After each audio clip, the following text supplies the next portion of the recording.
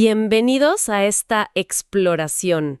Hoy nos vamos a sumergir en unos textos fascinantes de la revista de filosofía Periaí Perón.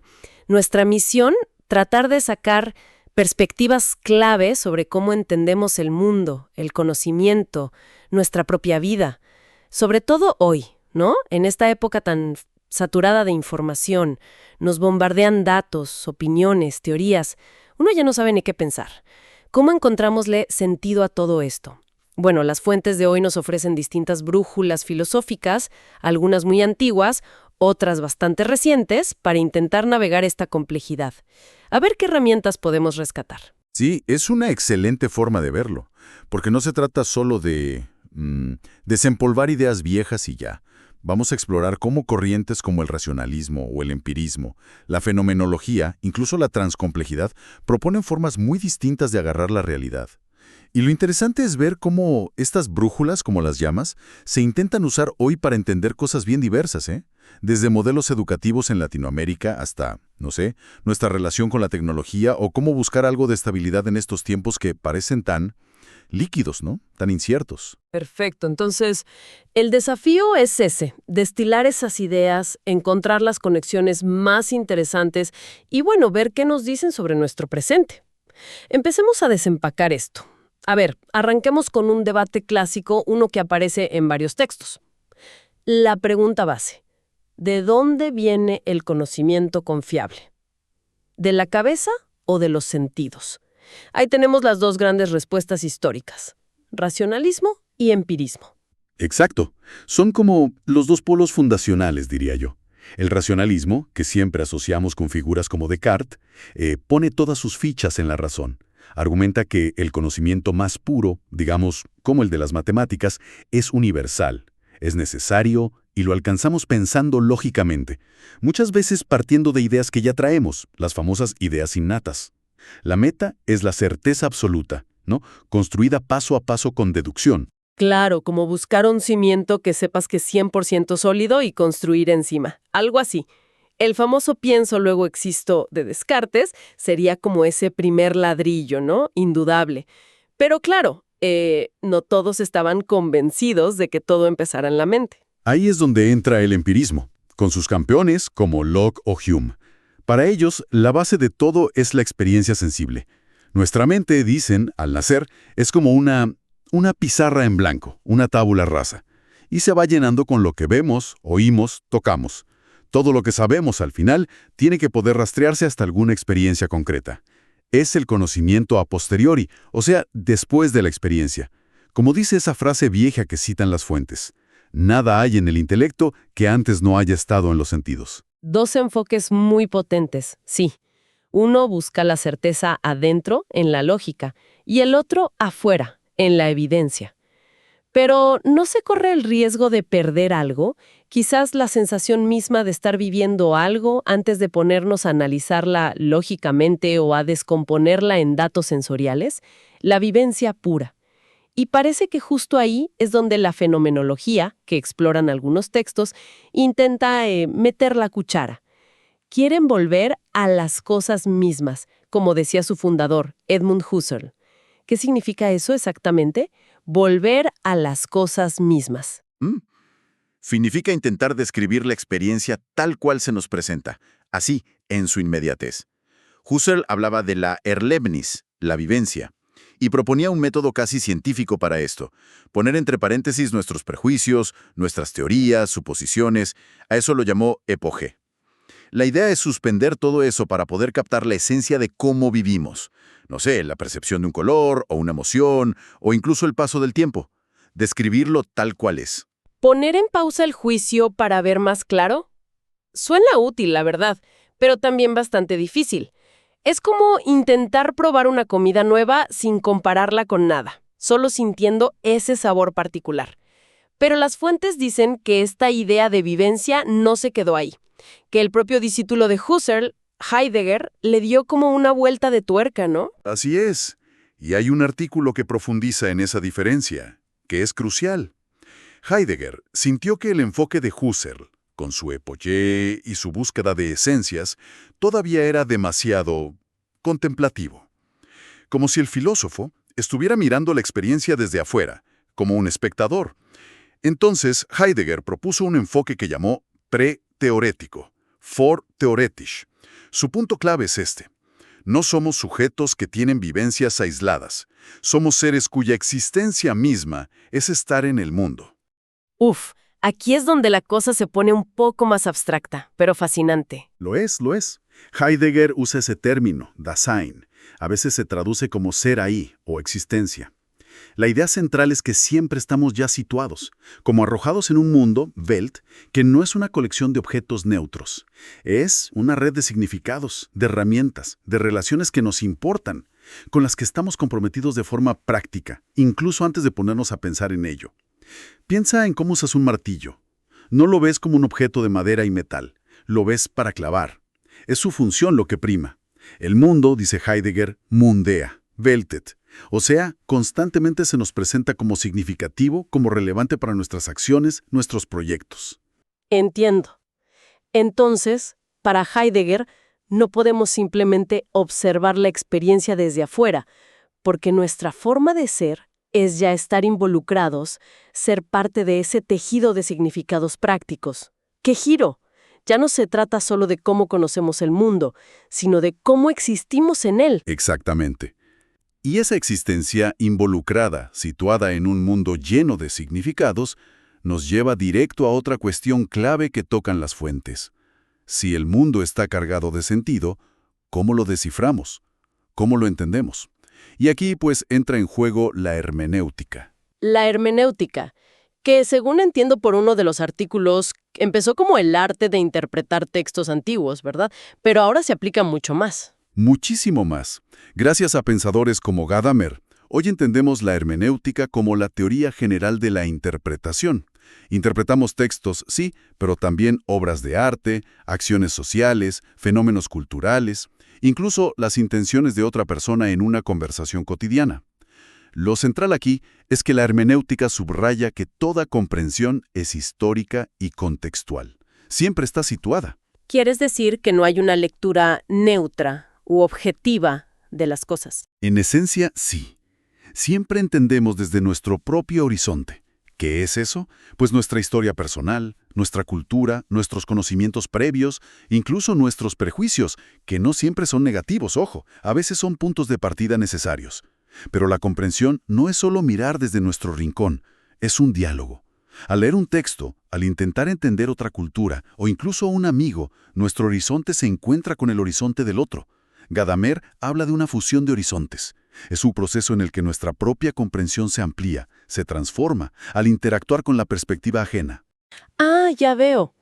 Entonces la meta no es encontrar la única verdad de la interpretación, sino reconocer que la comprensión es un diálogo continuo, un proceso de enriquecimiento mutuo entre diferentes perspectivas. Precisamente, nos hace conscientes de que el significado no está fijo, sino que se va construyendo en esa interacción. Fomenta la apertura, el diálogo y una visión mucho más plural del saber. Y esto no es solo un juego intelectual, ¿eh?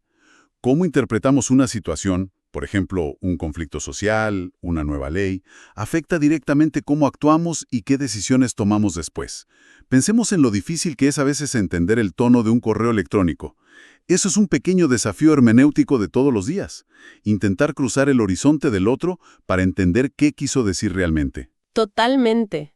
Bueno, hemos hablado de la razón, la experiencia directa, la interpretación, pero la realidad no se queda quieta.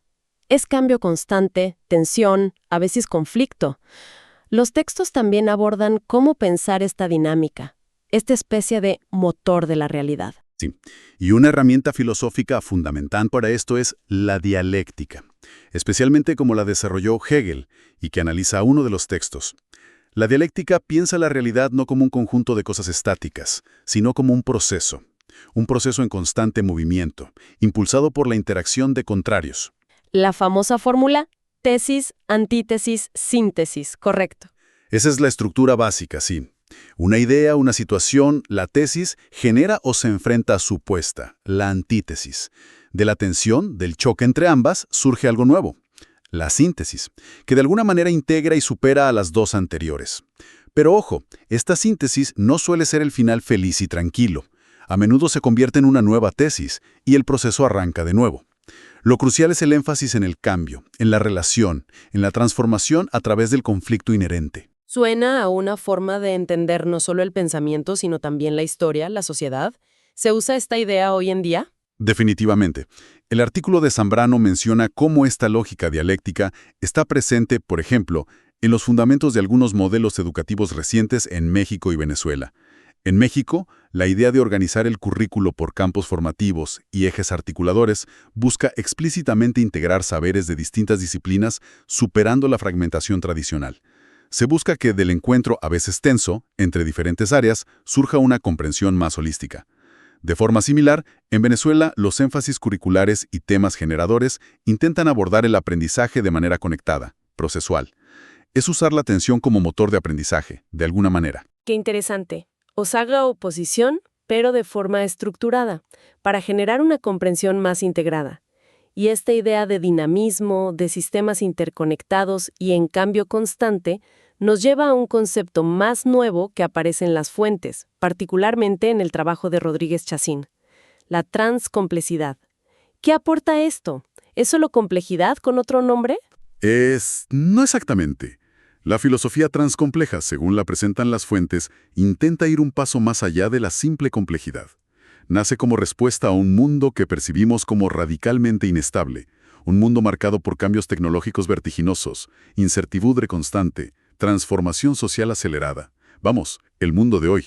¿Y cómo se diferencia de pensar solo en complejidad? ¿Qué es lo trans? Buena pregunta. Ve la realidad no solo como un sistema con muchas partes interconectadas, eso sería la complejidad, sino como un flujo constante, transcomplejo.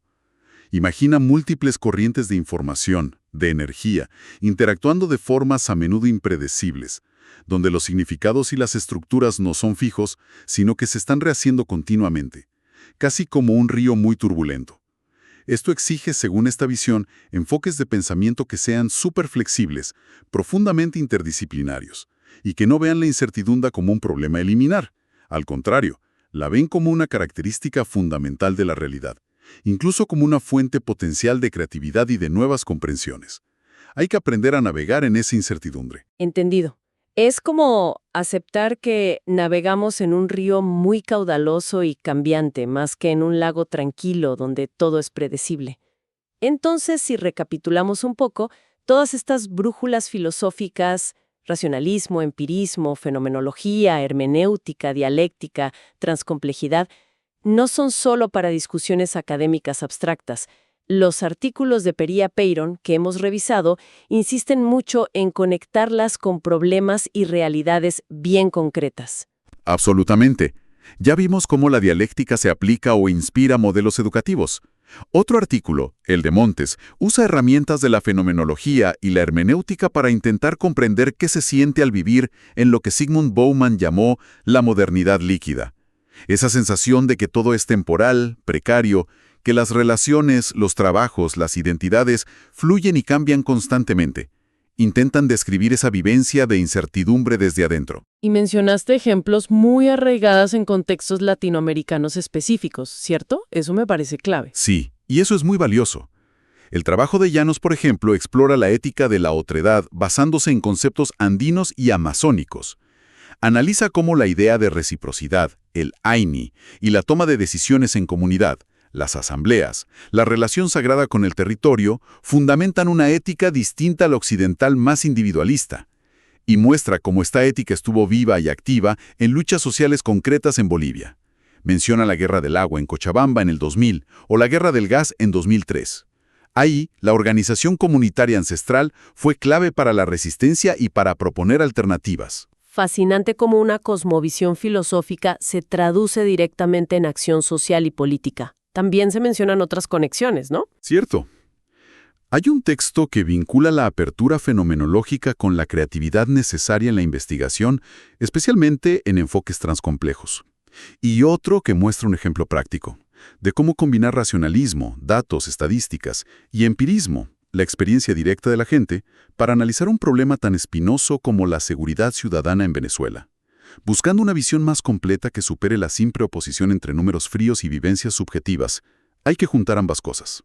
Incluso pensadores antiquísimos como Heráclito son releídos hoy. Hay un artículo que lo conecta con la biosemiótica, que es el estudio de los signos en los seres vivos. Sí, reinterpretan su idea del logos como principio de orden y cambio constante.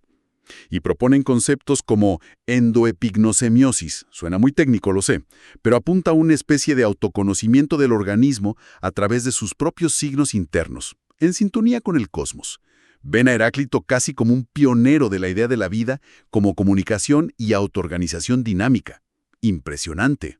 Vaya, lo que demuestra que el diálogo filosófico atraviesa los siglos, ¿no? Siempre buscando entender patrones fundamentales del ser y del conocer.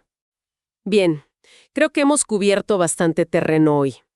Desde las bases de la razón y la experiencia, pasando por esa inversión en la vivencia con la fenomenología, el desafío constante de la interpretación con la hermenéutica, hasta abrazar el cambio y la interconexión con la dialéctica y la más reciente transcomplejidad.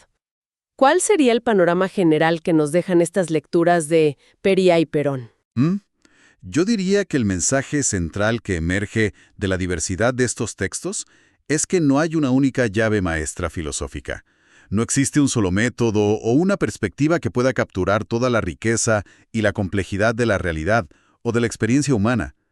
Cada una de estas corrientes nos ofrece lentes distintos, herramientas valiosas y necesarias para intentar comprender diferentes facetas de un mundo que es, por naturaleza, multifacético, relacional y que está en constante transformación. Y queda clarísimo que la filosofía no es un asunto de museo, ¿eh? Estos artículos la muestran viva, como forcejeando con problemas de hoy. Cómo educar mejor, cómo construir éticas más justas en contextos diversos, cómo lidiar con la incertidumbre personal y social, cómo entender nuestro lugar en un mundo tan tecnológicamente mediado. Exacto.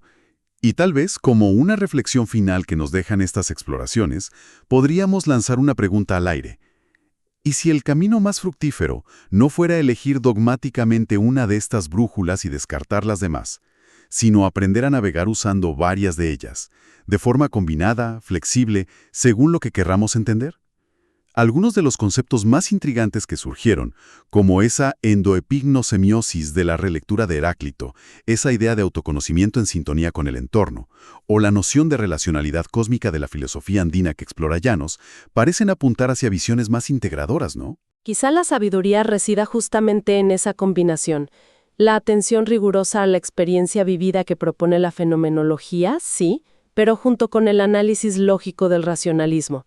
La humildad de aprender de la experiencia que enseña el empirismo, pero enriquecida por la sensibilidad hacia los contextos y las múltiples perspectivas de la hermenéutica. Y todo ello aceptando la dinámica del cambio y la interconexión que resaltan la dialéctica y la transcomplejidad. Tal vez esa síntesis, si logramos hacerla, nos permita una comprensión más profunda, más matizada y sobre todo más humana de nosotros mismos y de este mundo complejo y fascinante que habitamos. Una idea para seguir masticando, definitivamente.